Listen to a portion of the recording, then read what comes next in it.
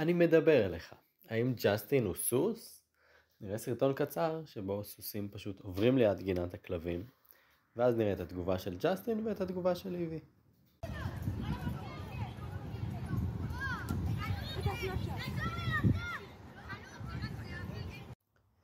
אפשר לראות את הסוסים הולכים לאט מצד ימין, איבי מסתכלת עליהם ואז מסתכלת שמאלה על האנשים שמגיעים ומתחילה בצורה איטית להתרחק משם. לעומת זאת ג'סטין דווקא נראה מסתקרן ומעוניין ומגיע לכיוון.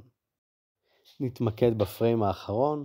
אפשר לראות את ההבדל בשפת הגוף של ג'סטין ושל איבי. ג'סטין מסתכל לכיוון הסוסים, נראה מאוד רגוע, נינוח, שפת הגוף שלו היא מאוד רפויה, הזנב שלו למעלה. לעומת זאת איבי ממש נמנעת, הגוף שלה נוטה שמאלה, הזנב שלה יחסית נמוך. כל המנח גוף שלה הוא מנסה כמה שיותר להתרחק מהסיטואציה.